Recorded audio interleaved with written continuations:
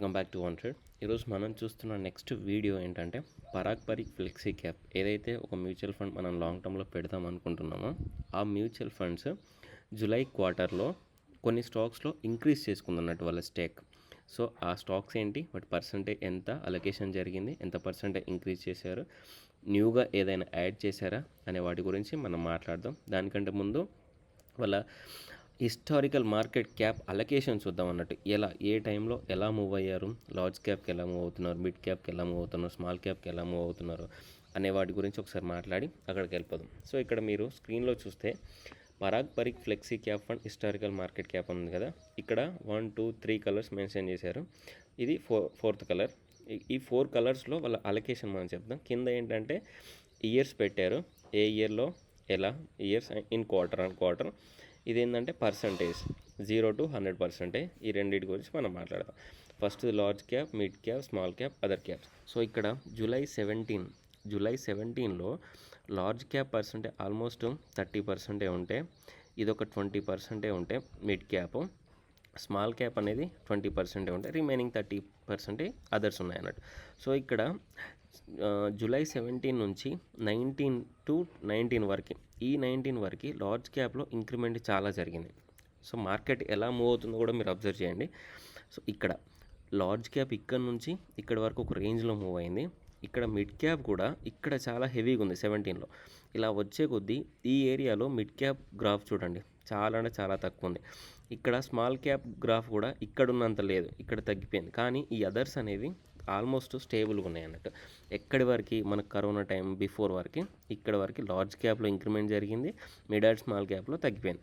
ఇక్కడ corona time నుంచి 19 నుంచి 20 వరకు చూడండి, లార్జ్ క్యాప్ ఒక రేంజ్లో డౌన్ అయిపోయింది. ఓకే, లార్జ్ క్యాప్ని చాలా డౌన్ చేసేసుకున్నారు వీళ్ళు, ఆ మ్యాప్ అలొకేషన్ అనేది. ఆ తర్వాత దీంట్లో పెంచుకుంది ఏంటి, ఇది పెరుగుతుంటే ఈ మిడ్ క్యాప్ కూడా తగ్గించేశారు. Same in the same way ఇక్కడ నుంచి 19 నుంచి 20 వరకు మిడ్ క్యాప్ కూడా. కానీ స్మాల్ క్యాప్స్ ఏవైతే ఉంటాయో చూడండి, ఈ ఏరియాలో స్మాల్ క్యాప్స్ అనేవి చాలా హెవీగా, చాలా అంటే చాలా ఎక్కువగా లోడ్ చేసేసుకున్నారు అన్నట్టు. ఇక్కడ 20 నుంచి మళ్ళీ స్టార్ట్ అయిన మార్కెట్ రివర్స్లో ఇక్కడ నుంచి స్టిల్ లార్జ్ క్యాప్ స్లోగా ఇంక్రిమెంట్ చేసేసుకున్నారు. ఇక్కడ కూడా ఇదేంటిది, ఇక్కడ చూడండి లార్జ్ క్యాప్ ఇక్కడ నుంచి ఇక్కడికి హెవీగా పెరిగింది. ప్రీవియస్గా ఉన్నదానికంటే అలొకేషన్ ఆల్మోస్ట్ 40 to 50% వరకు పెరిగిపోయింది. ఇక్కడ నుంచి 22 వరకు. ఇక్కడ మిడ్ క్యాప్స్ చూడండి ఆల్మోస్ట్ తగ్గిపోయింది. కానీ ఇక్కడ స్మాల్ క్యాప్స్ కూడా కొంచెం దీనికంటే కొంచెం డౌన్ అయిపోయింది.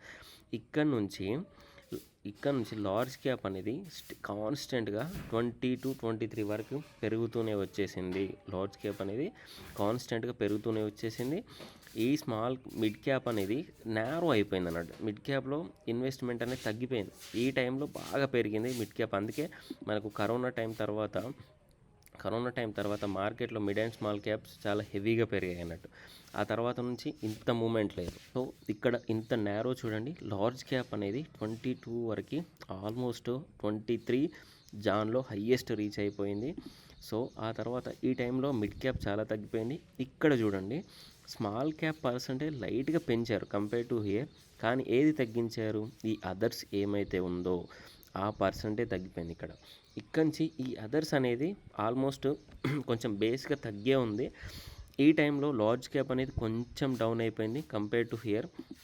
ఓకే, కొంచెం డౌన్ అయిపోయింది. ఇక్కడ మిడ్ క్యాప్స్ కూడా కొంచెం స్టేబుల్గానే మెయింటైన్ చేశారు, ఇక్కడ కొంచెం పెరిగేసింది.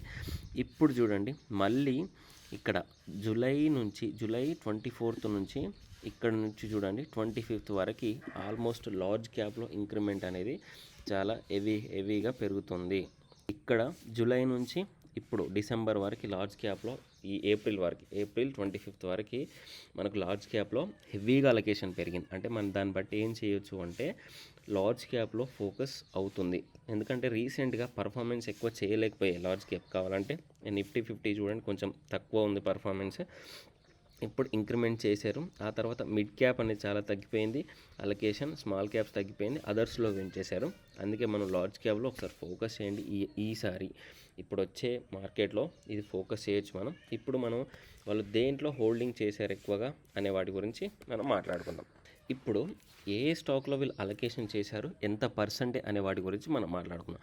ఇక్కడ స్టాక్ నేము, హోల్డర్స్ నేము, కరెంట్ ప్రైస్ ఎంత ఉంది, క్వాంటిటీ హెల్డ్ ఎంత, హోల్డింగ్ పర్సంటేజ్ ఎంత ఉంది, చేంజ్ ఫ్రమ్ ప్రీవియస్ క్వార్టర్ అనేది చూడండి, హోల్డింగ్ వాల్యూ చూడండి. సో ఇక్కడ మనం చూస్తే జైడస్ వెల్నెస్ పరాగ్ బర్గ్ ఫ్లెక్సీ క్యాప్ ఒకటి, ఇదే మనం మాట్లాడుతుంది దీని గురించి కాబట్టి కరెంట్ ప్రైస్ 1929 ఉంది.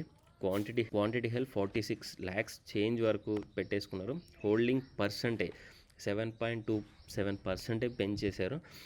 చేంజ్ ఫ్రమ్ ప్రీవియస్ క్వార్టర్లో లేదు, కానీ ఈసారి కొత్తగా యాడ్ చేసుకుంది ఏంటంటే న్యూగా యాడ్ చేశారన్నట్టు. సో ఇక్కడ ఇది న్యూగా యాడ్ చేసిన ఫస్ట్ స్టాకు. తర్వాత సెకండ్ది ఏంటంటే మహీంద్రా అండ్ మహీంద్రా కూడా Parag flexi cap fund with sub accounts 3265 మనకు దాని వాల్యూ ఉంది. ఇంత హోల్డింగ్ 1.07%. ఇది కూడా న్యూగా యాడ్ చేశారు. ఐటీసీ కూడా న్యూగా యాడ్ చేశారు. తర్వాత మారుతి సుజుకి కూడా న్యూగా యాడ్ చేశారు. ఇవి న్యూ స్టాక్స్.